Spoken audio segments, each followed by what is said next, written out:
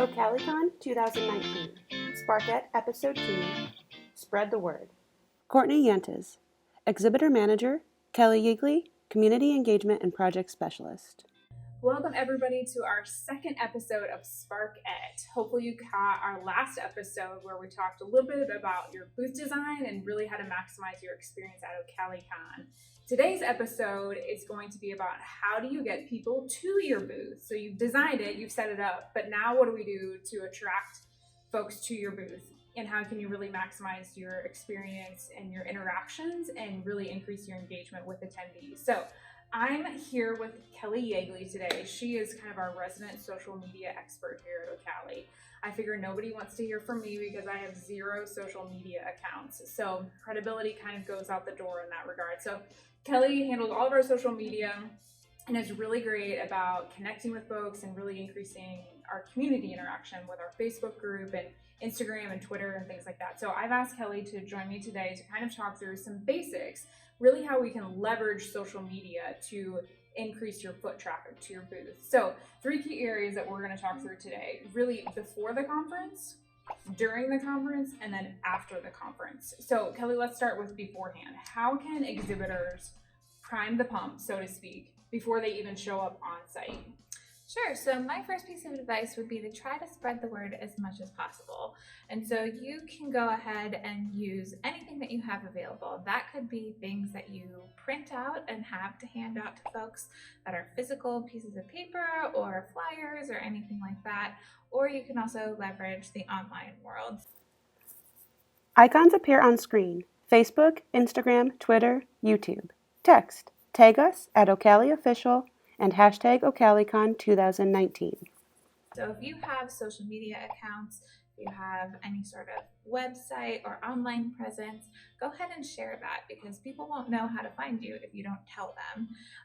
You can also offer things like new products. You can show, you can do specific pricing for your show or at your booth. You can work with your marketing team. If you're lucky enough to have a separate team that's dedicated specifically to marketing and communications for your organization, go ahead and leverage their knowledge because they're probably going to have creative ideas that you can use as well.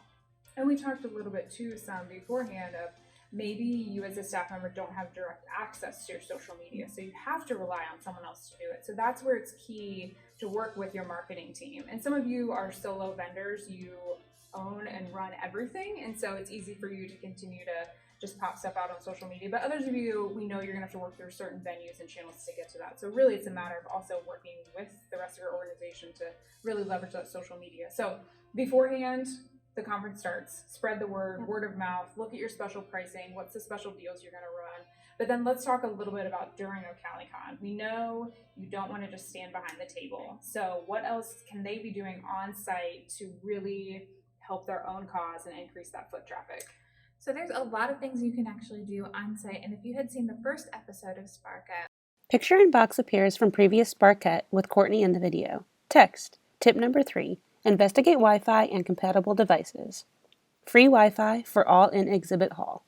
we talked a little bit about how important it is to connect with the on-site vendor to make sure that your Wi-Fi is very good, particularly if you want to be doing anything like live streaming or any sort of constant social media updating. We really encourage you to be active, not only online, but while you're in your actual booth space and meeting your neighbors and making those connections, as well as with the attendees, building those relationships as well. And so if you do plan on doing something like maybe doing a day in the life of an OCALICON exhibitor or something like that, make sure that your Wi-Fi connection or anything that you're going to be doing that involves having to upload something to the internet is all secure before you actually get that started. There's nothing worse than being in a situation where you have a really fun, creative idea and then you get limited by technology. Smart City logo and picture of 5 smiling adults representing the OCALICON team appear on screen. And so we really encourage you to go ahead and make those connections with Smart City and the Convention Center, as well as the OCALICON team, and they can go ahead and explain some of that for you. You can also engage using our hashtags. So the primary hashtag you want to use, of course, is OCALICON 2019. We also have several other hashtags that you'll see, including inspiring change and promoting access. But really, if you want to be involved in the larger conversation, go ahead and tag us with the OCALICON 2019 hashtag, as well as tagging us via our @OCALI official social media channels. You can also check out the promo kit, which should be coming out here pretty soon, and they'll have great ideas for that as well, and our Facebook group. Facebook.com/groups/OCALICON. Promotional kit at ocalicon.org. And the promo kit will just be a simple way of kind of things that we've made for you that you can just take and copy and paste. Mm-hmm. So pre-made social media posts, Yep. pre-made images, things like that. So that way you don't really have to think about it. We've taken that work out of it for you. Then you can just post things to your own outlet. So be looking for that in the weeks to come. We will have that available on our website. So before the event, we're talking about spreading the word, really kind of priming the pump leading into the event. And then during the event, how do we continue to run certain sales or leverage the hashtags, continuing to actively engage attendees while they're. So after though, we know exhibitors are going to move on at 5 o'clock on Thursday, the 21st. Does it end there? Do they stop doing the work and promoting just because they've moved out? Yeah, I think that this is a great opportunity during the event to build relationships. And then, of course, you don't want that to stop just because the event maybe had ended. Even during the event, after hours, when everybody is packing up, going to dinner, or exploring Columbus in general, those are great opportunities to continue to build those relationships, connect however they like to connect. So maybe sometimes folks don't have a lot of online presence and aren't interested in social media, but you can always exchange, contact information for something that you'd like to do later, or maybe even for next year's event, you can plan to work together and do something really fun and creative. So don't let it stop just because the event is over.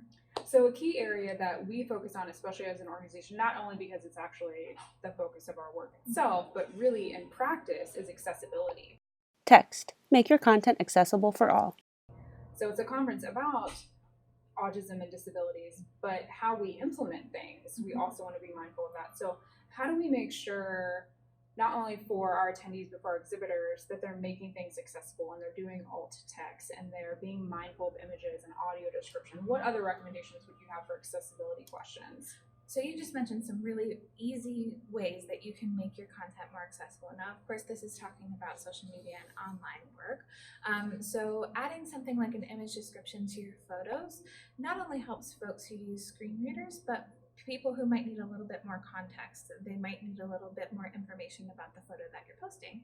So all of the social media platforms currently allow you to add some form of alt text. Picture of OCALICON team on Facebook with alt text pop-up window with sample alt text. We can include some links in either the description box or the status update to help get to those resources. It's way too much to get into in a short video like this, but there's lots of good resources out there for web accessibility and social media accessibility. And I think the overarching thing to think about with accessibility is you're just wanting to expand your audience to include as many people as possible so that they can experience all of your fun products, resources, and information in similar ways, however that makes sense for them. So thanks, Kelly, for some really great tips. Like we said, before, during, and after, those are the three key areas where you can work on increasing your engagement with your attendees. And really, in a lot of ways, you can do that through your social media outlets. There are, of course, other ways that we can look at, whether you have coupons physically in the booth or you're running some paper products, things like that. But still, three key touch points that you want to really think through strategically before you show up on site. So that way you can make sure you get all the traffic that you can at your booth during the event. So some final reminders as we wrap up this second episode of Sparkette. So you should have received your exhibitor services manual by now. This is where you can order any additional furniture. You can take a look at the Wi-Fi in the event that you do need beyond what's already provided for free. So we will have free Wi-Fi, but if for any reason you think, I need a really stable connection and I want to make sure I don't have any hiccups, check with Smart City. They can help you with that. And that's all contained in the services manual. The other thing I want to remind you about is we are hosting an exhibitor webinar on October 29th at 12 o'clock Eastern time. And I'm going to walk through everything that you need to know for showing up on site. Where to park, where to unload, where to check in, what do you need to bring with you, if there's anything that you need on site. All of those details I'm going to cover in that webinar, so be sure to join me for that. The registration link is available in this month's issue of Spark, so you can sign up online and go ahead and save the date for that on your calendar. And then, of course, one of the things I want to be sure to tell you about is we have a brand new conference app, which we are very excited about. Download the OCALICON app. Scavenger hunt via OCALICON app. And you should see yourself already listed in the app. We've put all of our exhibitors in there. And this is also where we are going to run our scavenger hunt. So if you've participated in the past, you may remember that we would do basically a passport card. We've done away with that. We're putting everything on the app now. We're going to make it simple and easy for attendees to use as well as for exhibitors. So be sure to check that out. If you have any questions about how the scavenger hunt is going to operate, be sure to reach out to me. And then the last thing I want to mention is we will have lead retrieval devices available for purchase. Those are $150. You can contact me and I can get you the details on those, but that's an easy way. If you want to collect contact information from attendees while the event is occurring, we can get that for you, and then we will send you an email after the event with a spreadsheet of all the attendee contact information from those that you scan their barcodes. So thanks for joining us today, and hopefully we'll see you again next month when we come to you with our 3rd episode of Sparkette.